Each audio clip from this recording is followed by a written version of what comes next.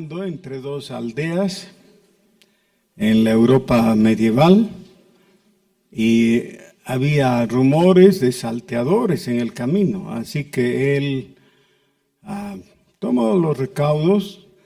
Cuando estaba yendo lo interceptaron los malhechores y le dijeron que les entregue el dinero.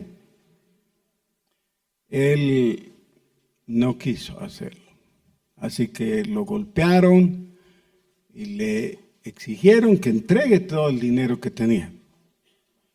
Y él se negó. Entonces lo terminaron de golpear mucho y finalmente le hurgaron los bolsillos y ahí encontraron el dinero. Y era una pigricia, ¿no? Una miseria.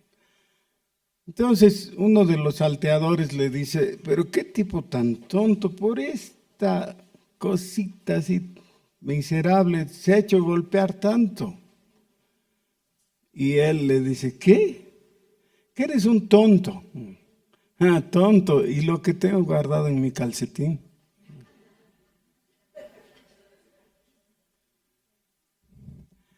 Ahora, hermanos, vamos a leer un pasaje de la Escritura en que seguramente después del primer impacto, porque es impactante, ¿no? Esto que vamos a leer, uno podría quedar con la impresión de: no hay forma de arreglar. ¿Cuál es la forma de arreglar para que no te golpeen los salteadores?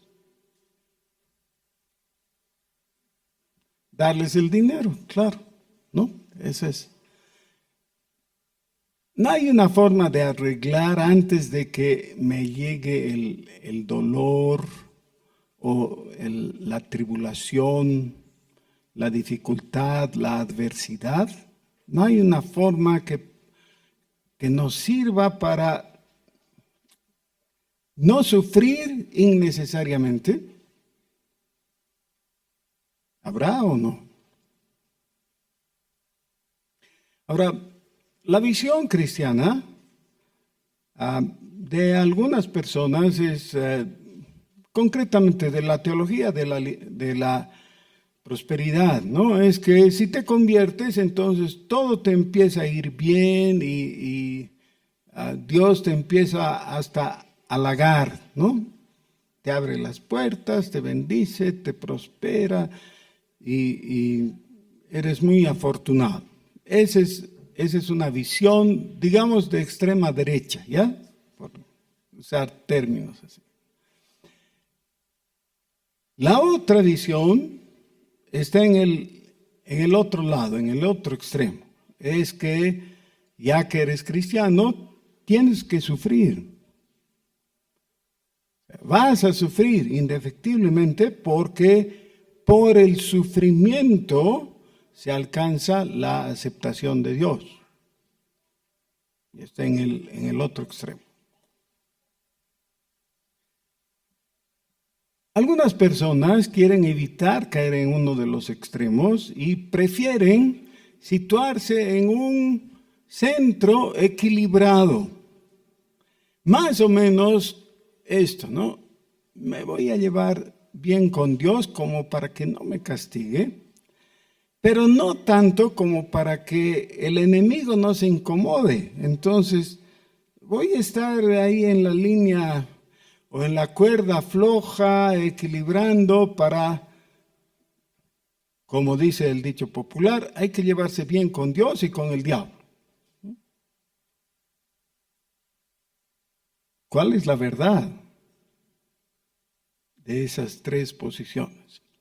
Entonces les invito a que abran sus Biblias en el libro de Daniel nuevamente. Y esta vez vamos a ir al capítulo 3.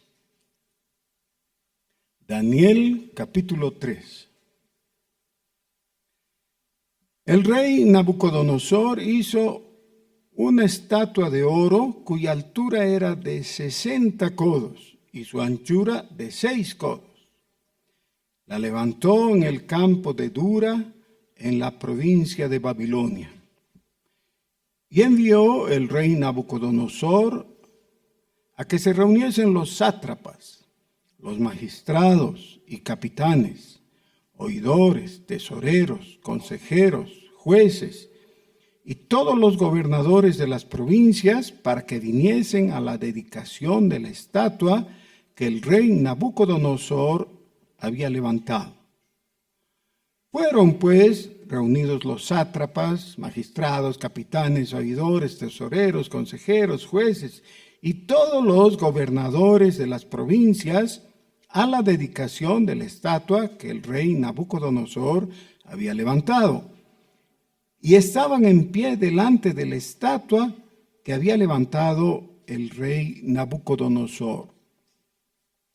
Y el pregonero anunciaba en alta voz: mándase a vosotros, oh pueblos, naciones y lenguas, que al oír el son de la bocina, de la flauta, del tamboril, del arpa, del salterio, de la zampoña y de todo instrumento de música, os postréis y adoréis la estatua de oro que el rey Nabucodonosor ha levantado.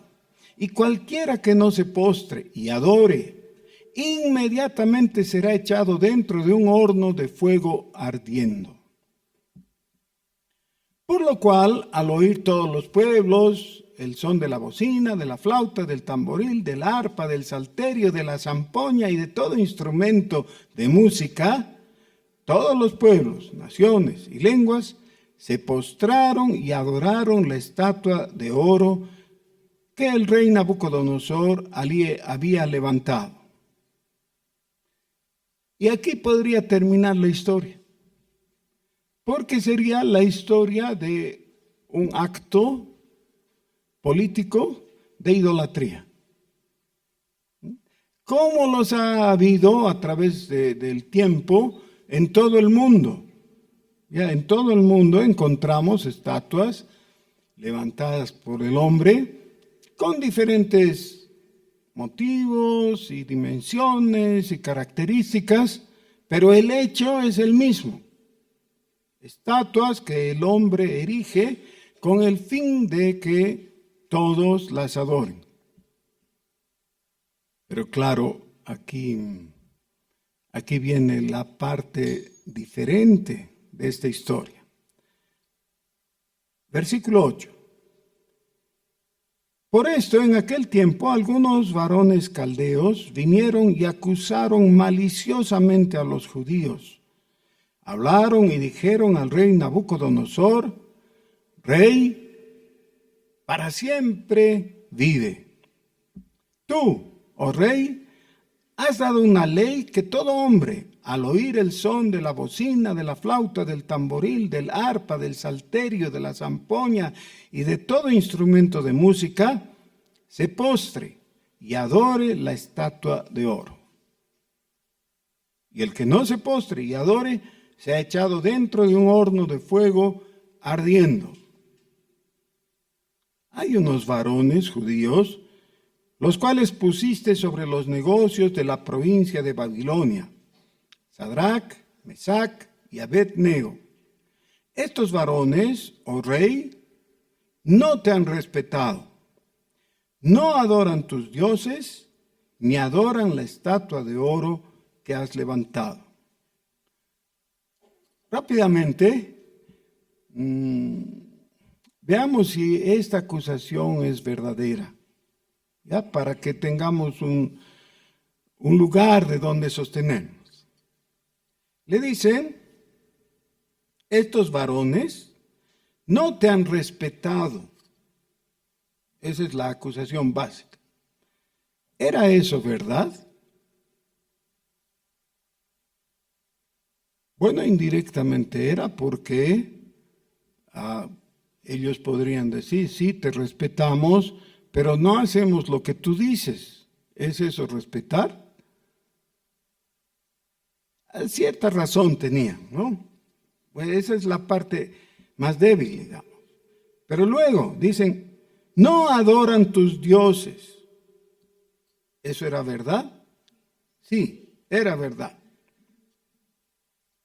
Ni adoran la estatua de oro que has levantado. Y eso también era verdad.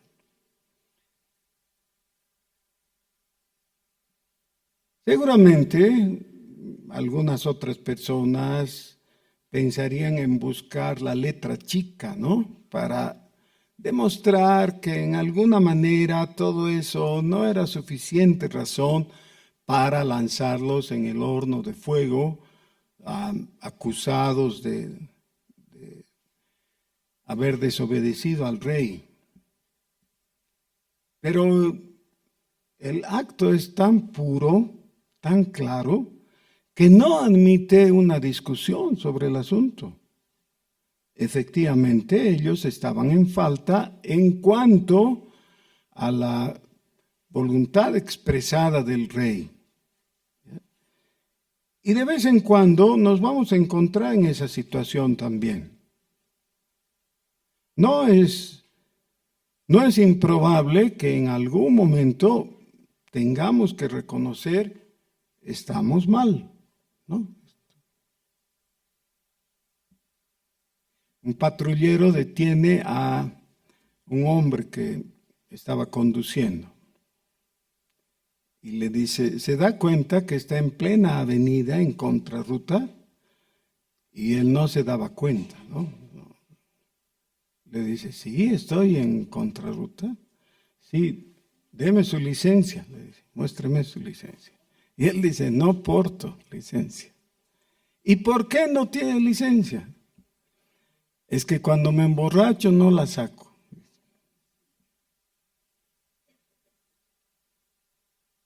Todo estaba en su contra. Todo estaba en su contra. No hay forma de disimular el asunto, ¿no? Es un infractor. Me interesa mucho que observemos la reacción del rey. Hasta aquí ha sido la acusación. Entonces Nabucodonosor dijo con ira y con enojo que le trajesen a Sadrach, Mesach y Abed-nego. Al instante fueron traídos estos varones delante del rey. Habló Nabucodonosor y les dijo, es verdad, Sadrach, Mesach y Abed-nego, que vosotros no honráis a mi Dios, ni adoráis la estatua de oro que he levantado.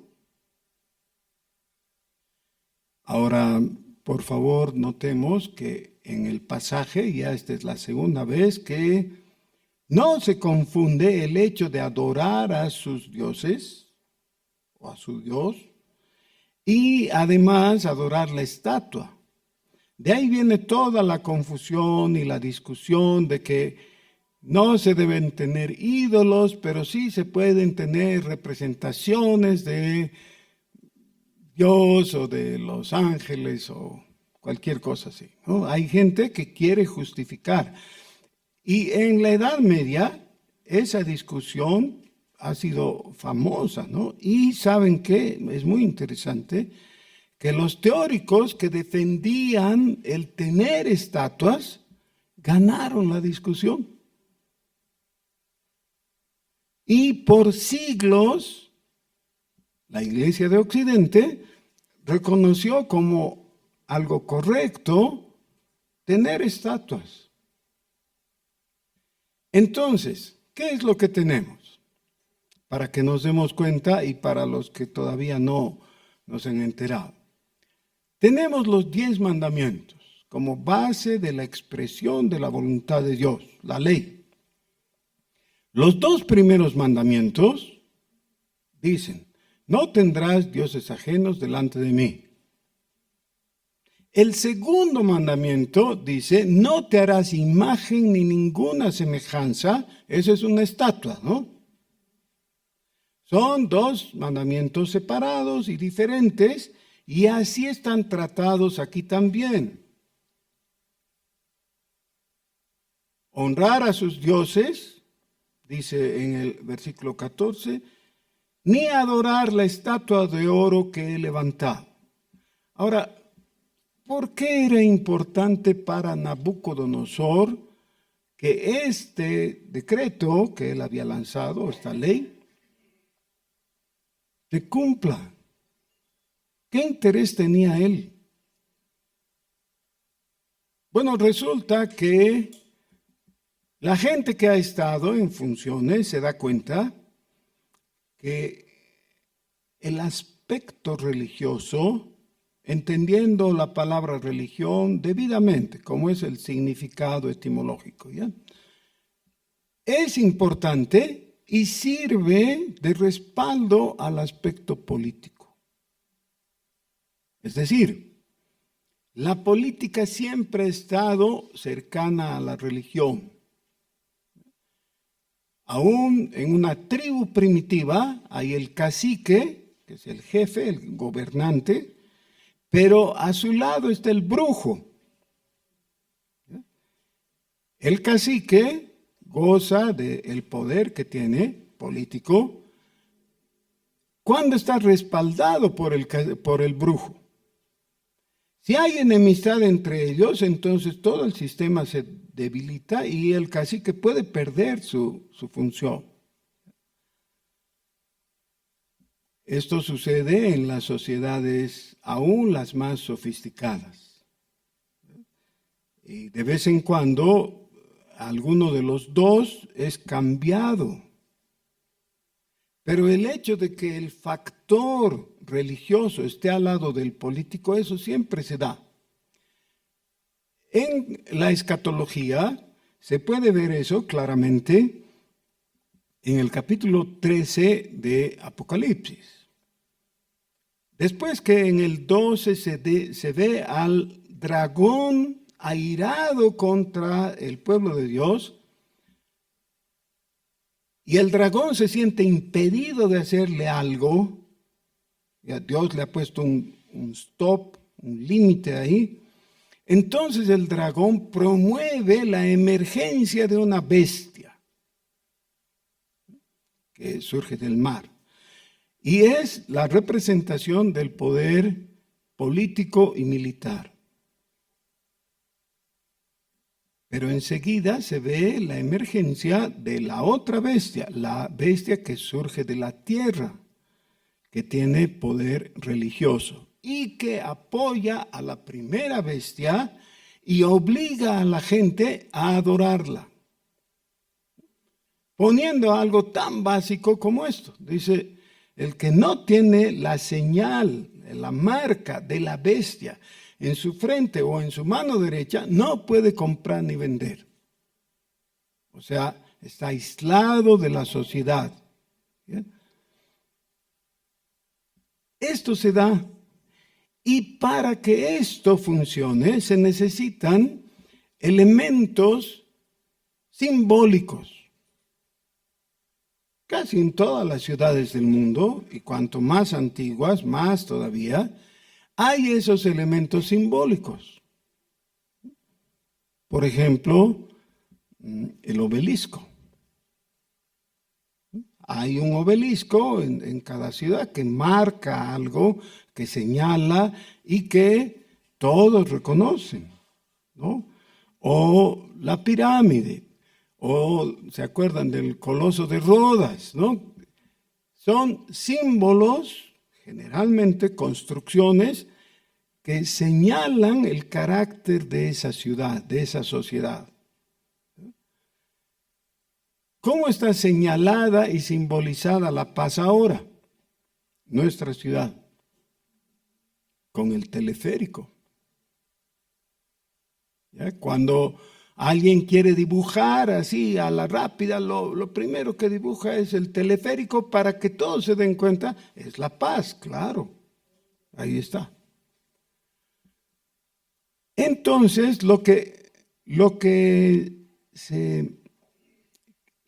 quería Nabucodonosor, como todo emperador, es la unidad del imperio en torno a algo que represente su propia persona. Una figura que cause unidad. Bueno, entonces, en el versículo 15 les hace una pregunta. ¿estáis dispuestos? Y una advertencia, porque si no la adorareis, en esa misma hora seréis echados en medio de un horno de fuego ardiendo. ¿Tenía buenas razones políticas Nabucodonosor? Sí tenía. ¿Tenía las de ganar desde una mirada natural? Sí tenía, sí. Pero ahora mete las de andar. Comete el gran error. Hace una pregunta que lo compromete y que involucra a Dios. Dice, ¿y qué Dios será aquel que os libre de mis manos? Esa es la arrogancia de un gobernante que se ha sentido todopoderoso hasta ahora. ¿Quién podría cambiar lo que yo diga? El destino que yo les asigne a ustedes, eso se va a cumplir porque yo lo digo. Nadie se puede oponer, nadie les puede defender, ni siquiera Dios. Sadrach, Mesach y Abednego respondieron al rey Nabucodonosor diciendo, no es necesario que te respondamos sobre este asunto. O sea, él ha hecho una pregunta. ¿Cuál era la pregunta? ¿Qué Dios les puede ayudar? Ellos dicen, no es necesario responder. Si no es necesario responder, quiere decir que para ellos la pregunta es retórica y la respuesta es sobreentendida. Pero vamos a ver cómo desarrollan esa respuesta. He aquí, nuestro Dios, a quien servimos, puede librarnos del horno de fuego ardiendo. Y de tu mano, oh rey, nos librará. Entonces, la pregunta está respondida, pero desglosada. Primero, Él puede.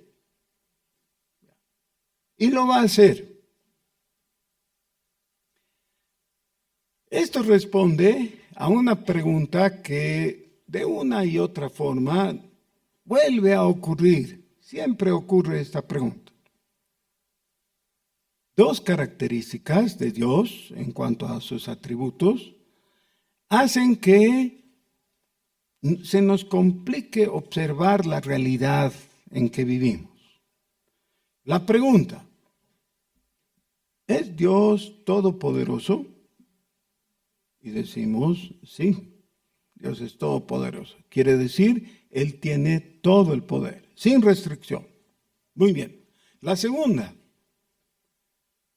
¿tiene Dios la voluntad? La buena voluntad, ¿quiere hacerlo? Porque si las respuestas no confluyen, entonces tendríamos a un Dios que quiere hacerte bien, quiere bendecirte, pero no puede, porque no es todopoderoso. O al revés, Dios puede bendecirte, pero no quiere. Esto fue comprendido y planteado por un leproso que estaba en las afueras de la ciudad de Capernaum y que buscó a Jesús. Ahora ustedes saben, no hay peor situación que la del leproso, ¿no es cierto? Los judíos mismos les decían a los leprosos, muertos vivientes. Ya eran considerados muertos en varios sentidos. El leproso sabe cuál es su condición y va a Jesús. Él sabía algo. Jesús puede sanarme. Lo sabía y lo creía. Por eso le busca. Lo que no sabía era si quería sanarle. Dice el texto en Marcos, en el último pasaje de Marcos, dice que va el leproso y se arrodilla delante de Jesús a cierta distancia. En cada la rodilla le dijo: Señor, si quieres. Quiere decir, no sé si quieres, pero si quieres, puedes sanarme. Y Jesús extiende la mano, le toca, lo cual ya era ritualmente un pecado. No se debía tocar al leproso, pero Jesús le toca. Y le afirma algo, le dice: quiero. Y se hace la luz. No estoy diciendo que se hace la luz para el leproso no era ciego, no estoy implicando eso. Se hace la luz universal, porque para el leproso es la respuesta y es para todo hombre, para el ser humano, para la humanidad, para ti, para mí. Quiero, dice Jesús. Otra vez, si dijera, quiero, pero sabes que acabo de comprometerme y ahora no se puede. ¿Qué tal? No, quiero y puedo y lo hago. Y aunque van a haber críticas y todo, sí, no, yo te voy a tocar y te voy a sanar. Y lo hace. Ok, entonces estos tres judíos le dicen a Nabucodonosor: Dios puede. Y lo va a hacer. Todas las veces que le pedimos milagros a Dios, Dios los hace. He aquí nuestro Dios a quien servimos puede librarnos del horno de fuego ardiendo. Y de tu mano, oh rey, nos librará. Ese es un desafío muy grande. Son muy valientes estos muchachos. De tu mano nos librará. Y si no, es decir, si no nos libra de tu mano, sepas, oh rey, que no serviremos a tus dioses. Aun si Dios decidiera no librarnos, nunca han dicho que Dios quizás no pueda, no están diciendo eso, están diciendo, si no lo hace, porque Dios es soberano, puede hacerlo, puede no hacerlo según su propio arbitrio, pero aunque no lo haga, no vamos a servir a tus dioses, ni tampoco adoraremos la estatua que has levantado. Y con eso firman y sellan su sentencia de muerte.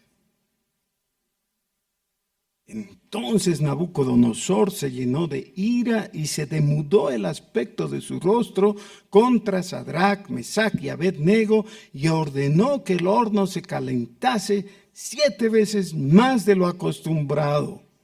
Y mandó a hombres muy vigorosos que tenía en su ejército que atasen a Sadrach, Mesach y Abed-nego para echarlos en el horno de fuego ardiendo.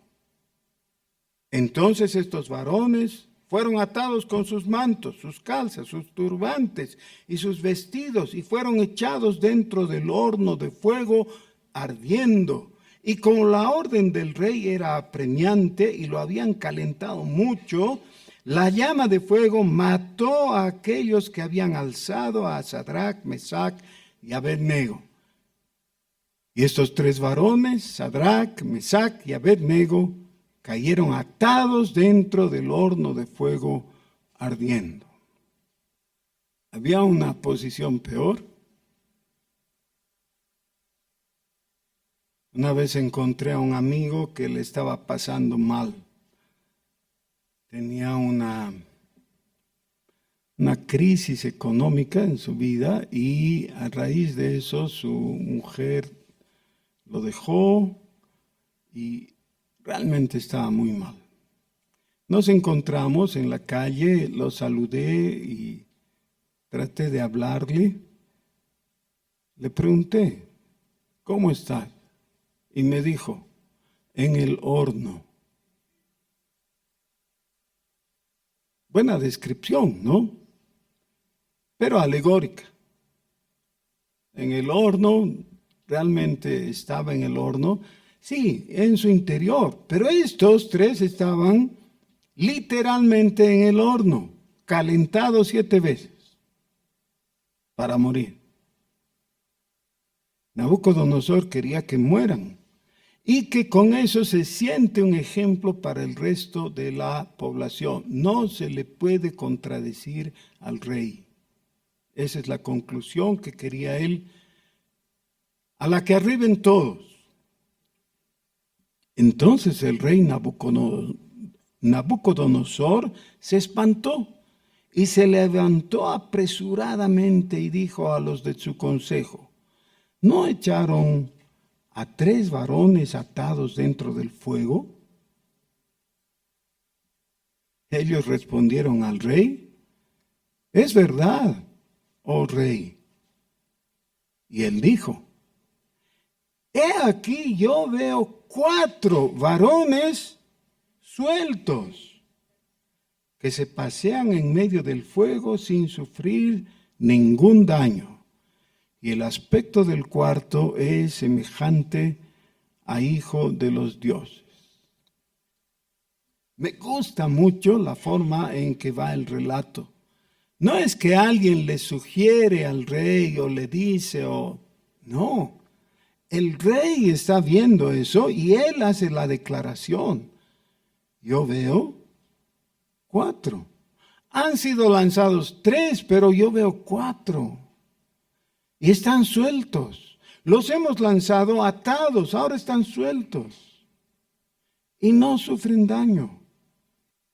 Entonces Nabucodonosor se acercó a la puerta del horno de fuego ardiendo y dijo, Sadrac, Mesac y Abednego, siervos del Dios Altísimo, salid y venid. Entonces Sadrac, Mesac y Abednego salieron de en medio del fuego. Y se juntaron los sátrapas, los gobernadores, los capitanes y los consejeros del rey para mirar a estos varones, cómo el fuego no había tenido poder alguno sobre sus cuerpos, ni aun el cabello de sus cabezas se había quemado. Sus ropas estaban intactas y ni siquiera olor de fuego tenían. Es decir, no habían tenido consecuencia alguna. El fuego realmente fue anodino con ellos. Entonces Nabucodonosor dijo, bendito sea el Dios de ellos, de Sadrac, Mesac y Abednego, que envió su ángel y libró a sus siervos que confiaron en él y que no cumplieron el edicto del rey y entregaron sus cuerpos antes de servir y adorar a otro Dios que su Dios. Hermanos, hemos mencionado, hay 3 posiciones. Hay algunos que dicen, es necesario sufrir. Sí, es necesario sufrir, pero no para la salvación. La salvación es gratuita, no se la obtiene por sufrimiento. No hay un lugar llamado purgatorio, por si acaso. La Biblia no menciona nada de eso y el concepto de purgatorio es totalmente contrario a la revelación bíblica en general. Está establecido para el hombre que muera una sola vez y después de esto el juicio. Significa 2 lugares de destino. La gloria celestial con Dios o en el lago de fuego. No hay lugar intermedio. Eso debe ser muy claro para los que creemos en la Biblia como palabra de Dios. Ellos tuvieron que pasar por el fuego, no un fuego para purgar sus pecados. El fuego no les hizo nada. ¿Era real el fuego? Sí era, pero no les hizo nada. Pasaron libres. Nabucodonosor había desafiado a Dios, su poder y su voluntad. Y quedó demostrado para él que Dios es todopoderoso y que cumple su palabra, que protege a los que son suyos. Él mismo reconoce, dice, no cumplieron el edicto del rey y entregaron sus cuerpos antes que servir y adorar a otro Dios que su Dios. Hermanos, muchas veces la gente explica su mala conducta diciendo, tuve que. ¿Han oído? Bueno, entonces ocurrió tal cosa, así que tuve que mentirle. ¿Tuve qué? Nada puede explicar tu decisión de pecar. Cuando pecas, estás ofendiendo a Dios, estás yendo en contra de su voluntad. Las circunstancias no pueden obligarte a hacer algo. El tuve que es mala excusa. Por tanto, dice Nabucodonosor, decreto que todo pueblo, nación o lengua que dijere blasfemia contra el Dios de Sadrach, Mesach y Abednego, sea descuartizado y su casa convertida en muladar, por cuanto no hay Dios que pueda librar como este. Y este es un momento en que los cristianos debiéramos decir amén a lo que acaba de decir un pagano como Nabucodonosor. Porque en esto tiene razón. ¿Qué es lo que acaba de decir? No hay Dios que pueda librar como este. No hay. Si te apoyas en la vaca de los hinduistas, la vaca lo mejor que puede hacer es darte leche. ¿Qué puede hacer por ti una vaca? O en las piedras de Tiahuanaco. ¿Cómo podemos ser tan necios de apoyarnos en cualquier cosa que no sea el Dios vivo y sus promesas? Nuestra fe tiene que estar puesta en aquel que no falla, que tiene todo poder y tiene la buena voluntad para bendecirnos. Él merece toda nuestra lealtad. Entonces el rey engrandeció a Sadrach, Mesach y Abednego en la provincia de Babilonia. Ahora, muchos van a discutir si el que estaba con los 3 varones judíos era un ángel, tal como dice el texto, o era en realidad el Señor Jesús, como sugieren muchos. Pero no hay algo que defina totalmente el asunto y no importa, porque a veces Dios envía a su ángel, pero por su ángel Él está presente cuidándote. Eso ocurrió otras veces en las mismas escrituras. Pero puedes saber a ciencia cierta que Dios no abandona a los que son suyos. Dios está presente de forma visible o invisible. Nabucodonosor vio a ese cuarto varón que estaba ahí. Sí. A veces visible, a veces invisible. ¿Tienes una silla vacía a tu lado? ¿No quisieras por un momentito por lo menos ver que Jesús mismo se sienta a tu lado? ¿Sí? ¿No te gustaría? Algunos van a reservar, no reserven.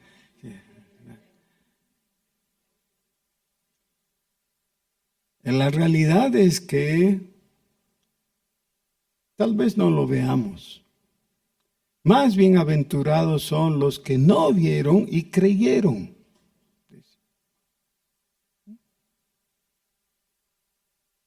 Pero sí podemos afirmar a ciencia cierta que Dios está presente. Miren, según el relato de Mateo, lo último que dijo el Señor Jesús antes de irse a la gloria, antes de ascender, fueron estas palabras, exactamente. He aquí, yo estoy con vosotros todos los días, hasta el fin. Estoy con vosotros. El ver a Jesús es el producto de algo que Él mismo estableció. Dice, bienaventurados los de limpio corazón, porque ellos verán a Dios.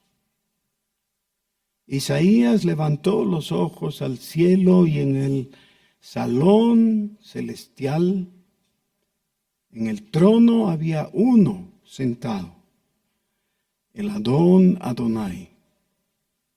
Él lo vio ahí. Estos tres varones judíos lo vieron caminando con ellos en medio del fuego. Hermanos queridos, nadie con verdad puede decirles que no van a pasar por el fuego. Tal vez nos toque pasar por el fuego. ¿Y nos va a dar miedo? Sí, pues nos da miedo. Esa es la verdad. Nosotros tenemos miedo. Pero por sobre nuestros temores está la confianza en aquel que no falla. Él va a estar a tu lado y te va a librar. Me encanta el libro de Daniel. Me gusta mucho porque muestra algo que es sobrenatural y magnífico, pero lo hace de una forma que es absolutamente creíble. ¿Ya? Uno nota, no se trata de una fábula o un cuento de la Bella Durmiente o algo así. No, es algo que tiene que ver con la realidad, porque refleja cómo somos en nuestro interior, en nuestro corazón. ¿Y cómo es la realidad objetiva cuando vemos el mundo con todas sus contradicciones, con sus dificultades? Todo eso coincide con la revelación de Dios aquí. Pero también nos muestra el elemento sobrenatural. Y nada hay tan sobrenatural como el hecho de que Dios camine a tu lado. Después de la experiencia del Éxodo, los israelitas llegaron a un punto en que dijeron, desde este momento vamos a poder ver atrás, y ese es el Éxodo. Y vamos a poder ver adelante, y esa ya es la plenitud de ingresar en la tierra que Dios nos da. Y pusieron una señal con una leyenda que en hebreo tiene dos palabritas. Eben Ezer. Hasta aquí nos ayudó Dios. Dios ha estado con nosotros. Nuestra experiencia, nuestro testimonio es que desde que hemos salido de Egipto hasta ahora, Dios ha estado con nosotros. ¿Habría alguna razón para que deje de estar de aquí en adelante? Bueno, el Señor Jesús dice que es el buen pastor y que nos tiene en su mano y que de su mano nadie nos puede apartar. Para que quede refrendado, dice, mi Padre es mayor que todos. Y de la mano de mi Padre, ¿quién podría alejarles? Yo soy el buen pastor que da su vida por las ovejas. Ustedes son mi rebaño. Imagínense en el día final, en el día del juicio, el Señor Jesús, todo cariacontecido, se presente al Padre y diga, Padre, he perdido a algunos ahí, me he distraído y ahora no sé dónde están. Eran Nancy, Giselita y...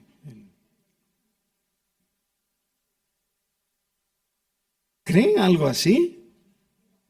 No, el Señor Jesús no fracasa. Él ha cumplido y va a cumplir. Y cuando tú le reconoces como Señor y Salvador, Él se hace cargo. Estamos en sus manos. ¿Le vamos a dar gloria? Pónganse de pie, vamos a orar.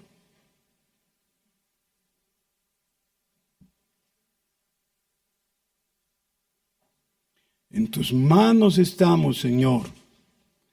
Y tal vez no nos toque entrar al horno de fuego, pero quizás las circunstancias sean así de adversas, con gran dificultad. Señor, tú no tienes problemas. Señor, estamos confiando en ti. Tú vas a darnos siempre la salida en el momento indicado. Tú eres Dios. Tú eres el único Dios. Todos los demás pueden tener cualquier estatua y batir récords mundiales en el tamaño de sus estatuas. Son solo eso, estatuas materiales, físicas. Pero nosotros te adoramos a ti, el creador del universo, el Dios que es espíritu, que es amor y es verdad. Bendito sea tu nombre, en el nombre de Jesús. Amén.